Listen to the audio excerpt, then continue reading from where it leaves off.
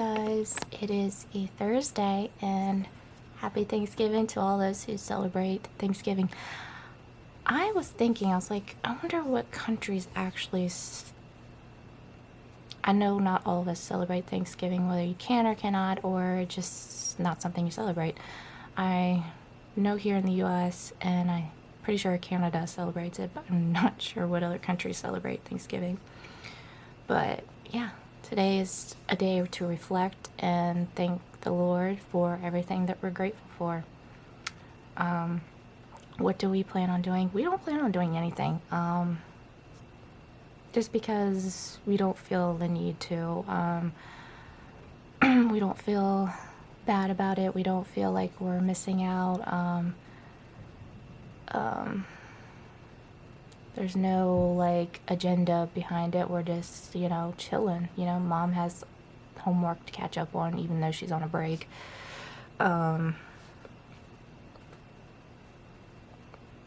Yeah, and I think, I can mention this. Ricky is going out to work tonight, so he had off yesterday. But today, he has to go out tonight. So, and plus it's just like we're gonna fill up on a bunch of food that would probably make us sick. So I'm like, it doesn't matter. We don't have to have a traditional Thanksgiving. It can just be chillax, and we're gonna spend time with family throughout, an off day that isn't a holiday. So it doesn't matter to us, but we're still thankful, and I'm gonna still thank the Lord for what all I'm grateful for. So let's rewind to when I last vlogged, which was on a Saturday. So Sunday, November 24th. Went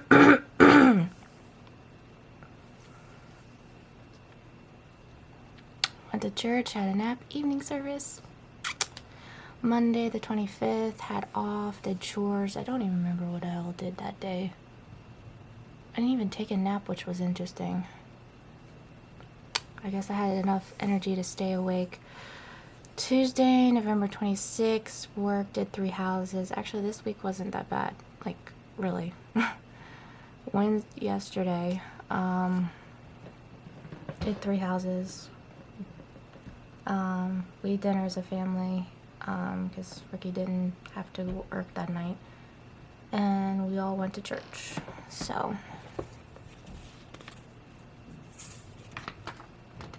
and we're here today. So, I have some things to do, like chores. Basically, I'm going to spread out my chores throughout the weekend, but the bathrooms definitely need to be cleaned. They're disgusting. I think it was the other day I came up with something to give my mom for her birthday. She's gonna absolutely love it. Do I want to say what it is right now? Yeah, just anyone who's on here, don't tell my mom just yet, because it's supposed to be a surprise. Do not tell her if you're watching this, because I'm pretty sure this will be uploaded beforehand, and her birthday's not until the end of this year. So please do not tell her my surprise for her. Shh. To those who have access to talking to my mom. Anyway, I came up with this cute puppet. My mom loves puppets. She just absolutely loves them, and this is one that she does not have yet. I thought, oh, this is gonna be so good. I'm actually gonna show you a picture of it because I screenshot it. Snapchat it. I haven't Snapchat in a while. What the world?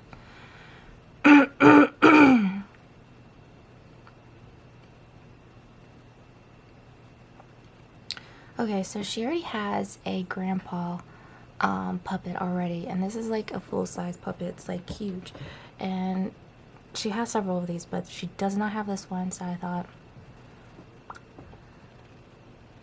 oh, it's so bright, it's not showing. Anyway, okay, now you can kind of see it. It's this grandma one. It is, obviously that's a average sized boy, and then this is a grandma one. But oh my gosh, I was like, ooh, she can have now a grandma one, and Mr. Grumps, aka the grandpa, can have a lady friend. I was like, oh.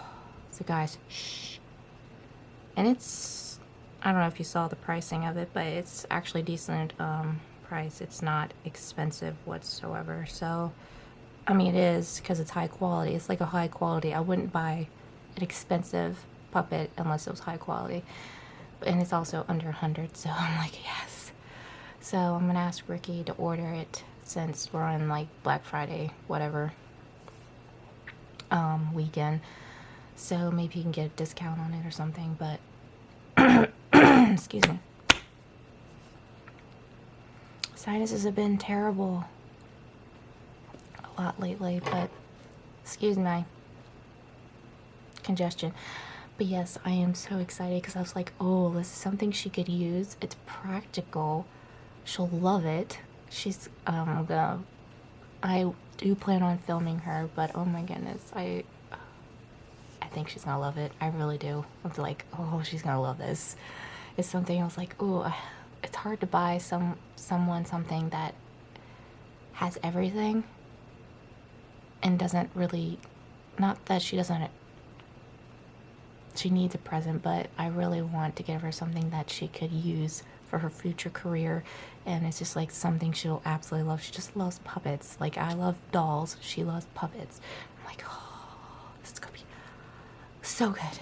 So I'm so excited. And yeah. Oh, the other day we went, yesterday was kind of a blur.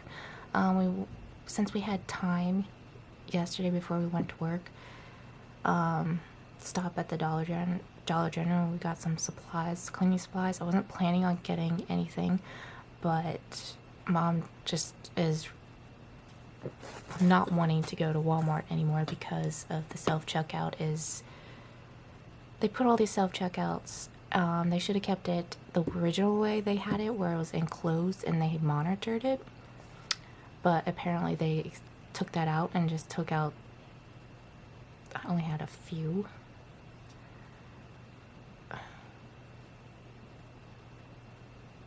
They only had like a few, like they opened it up and now they're like struggling to have theft and everything. I'm like, you guys weren't monitoring them even though there's cameras. People are still taking stuff. So anyway, she refuses to go through that and she wants to bag her own stuff. It is easier to go to the self-checkout and bag your own instead of someone, and then they only have like a few cashiers. But anyway, I digress.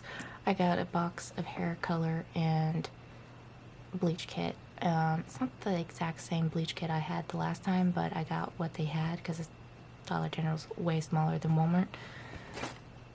So next year I have supplies to recolor my hair and bleach it again. But we're gonna keep the Neapolitan hair for a while to I recolor it, I guess, till purple again. But anyway, so yeah, I'm really excited for Mom's birthday surprise. I'm really, really excited about that because I know she's gonna love it. So yeah, I'm gonna get myself going. I plan on fixing, are we really fixing anything? I don't really know, but Zachary is really hoping for pumpkin pie, so I have an idea to fix, hopefully find a gluten-free recipe to make the crust, and then I've never made pumpkin or any type of pie. We also have a bunch of apples. I'm planning on making an apple pie if possible. I don't know if it's going to turn out well, but I'm going to try. So I don't know if I'm going to film it. I hope to, but if I don't, sorry. But I'll hopefully try to film it, whether it's on my camera or on my phone. But either way, well, I can't really do it on my phone because I need the actual recipe. Anyway, I'm going to try to film it. But yeah, I'm going to try to tempt myself to make pumpkin and apple pie. So yeah, I think that's all the updates, and you'll have to stay tuned for whatever comes after this. So it's either going to be, I might not even film, or if I do film the pie making, that might be separate, so you might not see until Bible time. But yeah, Yeah, so you'll see me later. Okay guys, it's everybody's favorite time of the vlog, pile time. So let's get started. We're in Deuteronomy chapter 15. I feel like we're in Deuteronomy for so long. How many chapters is there exactly?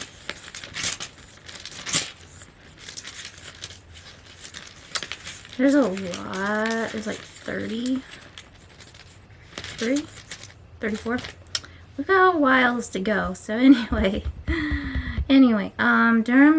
Deuteronomy chapter 15, and the title's titled Release for Debtors. At the end of every 7th year, you must cancel the debts of everyone who owes you money. This is how it must be done. Everyone must cancel the loans they have made to their fellow Israelites. They must not demand payment from their neighbors or relatives, for the Lord's time of release has arrived. This release from debt, however, applies only to your fellow Israelites, not to the foreigners living among you. There should be no poor among you, for the Lord your God will greatly bless you in the land he has given you as a special possession. You will receive this blessing if you are careful to obey all the commands of the Lord your God that I am giving you today. The Lord your God will bless you as he promised. You will lend money to many nations, but will never need to borrow. You will rule over many nations, but they will not rule over you. But if there are any poor Israelites in your towns when you arrive in the land your God has given you, do not be hard-hearted or tight-fisted towards them. Do not be mean-spirited and refuse to someone a loan because the year for canceling debts is close at hand. If you refuse to make the loan and the needy person cries out to the Lord, he will be considered guilty of sin. Give generously to the poor, not grudgingly, for the Lord your God will bless you in everything you do. There will always be some in the land who are poor. That is why I'm commanding you to share freely with the poor and with other Israelites in need. Little sidebar called poverty. God told the Israelites to help the poor among them when they arrive in the promised land. This was an important part of possessing the land. You can also see in chapter 24 of Deuteronomy 17 through 22. Some people made the assumption that people are poor through some fault of their own. Ever hear someone voice an opinion like that?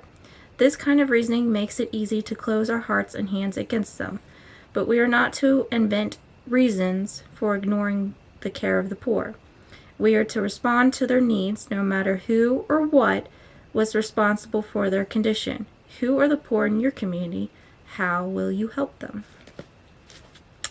Next section is called Release for Hebrew Slaves. If a fellow Hebrew sells himself or herself to be a servant and serves you for 6 years, in the 7th year you must set that servant free. When you release a male servant, do not send him away empty-handed. Give him a generous farewell gift from the flock, your threshing floor, and your winepress. Share with him some of the bounty with which the Lord your God has blessed you. Remember that you were once slaves in the land of Egypt, and the Lord your God redeemed you.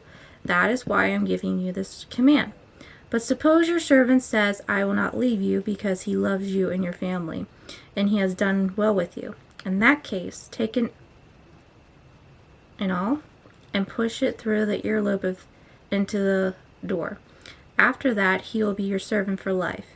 And do the same for your female servants. You must not consider it hardship when you release your servants.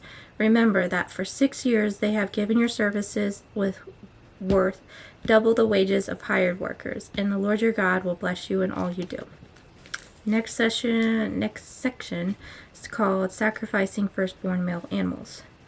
You must set aside for the Lord your God all the firstborn males from your flocks and herds. Do not use the firstborn of your herds to work in your fields, and do not shear the firstborn of your flocks. Instead, you and your family must eat these animals in the presence of the Lord your God each year at the place he chooses. But if this firstborn animal that has any defects, such as lameness or blinding or anything else wrong with it, you must not sacrifice to the Lord your God. Instead, use it for for food for your family in your hometown. Anyone, whether ceremonially clean or unclean, may eat it, just as everyone may eat a gazelle or deer. But you must not eat the blood. You must pour it out on the ground like water. So that is chapter 15. So now we're going to get into devotions, which is titled On Your Own Before God. And we're reading from Ezekiel chapter 14, verses 12 through 20. Then this message came to me from the Lord: Son of man, suppose the people of a country were to sin against me, and I lifted my fist to crush them, cutting off their food supply and sending a famine to destroy both people and animals. Even if Noah, Daniel, and Job were there, their righteousness would save no one but themselves, says the sovereign Lord. Or suppose I were to send wild animals to invade the country, kill the people, and make the land too desolate and dangerous to pass through. As surely as I live, says the sovereign Lord, even if these 3 men were gone, they wouldn't be able to save their own sons or daughters. They alone would be saved, but the Lord would be made desolate. Or suppose I were to bring war against the land and send armies to destroy both people and animals. As surely as I live, says the sovereign Lord, even if those 3 men were there, they wouldn't be able to save their own sons or daughters. They alone would be saved. Or suppose I was to pour out my fury by sending an epidemic into the land, and the disease killed people and animals alike. As surely as I live, says the sovereign Lord, even if Noah, Daniel, and Job were there, they wouldn't be able to save their own sons or daughters. They alone would be saved by their righteousness. What would it be like to be a real prince or princess? Imagine enjoying a lavish lifestyle in a luxurious palace with servants to meet your every need. You could vacation in beautiful country manors, drive expensive cars, and wear custom-made clothing. You'd be educated in the finest private schools and one day inherit a throne and a crown. Being a child of a celebrity can also open many doors, the red carpet treatment and all. But when it comes to standing before God, family names mean nothing. Righteousness is not inherited. It is a personal matter. Ezekiel makes this very clear. As surely as I live, declares the sovereign Lord, even if Noah, Daniel, and Job were in it, they could not save either son or daughter. They would only save themselves by their righteousness. And that's from Ezekiel 14:20. No one gets a free ride to heaven because of having Christian parents. Each person must make his or her own decision to follow Christ. There are no special privileges for celebs. On the other hand, you don't have to be a celeb to be accepted. What must you do to strengthen your relationship with God? Well, for one, we have to wholeheartedly surrender ourselves to the Lord. That is the first step in any relationship with our Lord Jesus Christ, is to wholeheartedly, with our whole heart, surrender over to Him. And to continue throughout our life to do His will in the 10 Commandments, live by the Word of God, and to continue to strengthen our relationship with Him, and to pray. Going to church would definitely say would help, because you're interacting with fellow Christians, you're worshiping with Him. That's another thing, you need to worship the Lord, because that's your communication, your open communication with Him, is to love on Him and to sing praises to Him because you're thankful and grateful for everything He's blessed you with. So going to church helps, because your relationship with others and fellow believers, they can pray for you, they can lean on you, they can give you advice. It's just good to be with fellow brethren. Reading the Bible increases your knowledge, and when you're in a tough situation, it helps you to communicate and to know what to do in a situation. 3, praying. Obviously, that's talking to God, that's communicating, that's asking God a petition for prayer requests and all that other stuff. So those things help in a lot of ways, and just talking and communicating, praising Him, that's just everything in a nutshell of how to strengthen our relationship with Him. What role do other Christians play in your life? Like I said, other Christians help you encourage others. They encourage you. They pray for you. They're there for you. They're a moral support. They're there for you when you're in down and outs, and they can give you advice. They can love on you. They're supposed to do that. I mean, there are times that some others can be a little too humans at times. We all have mistakes. We all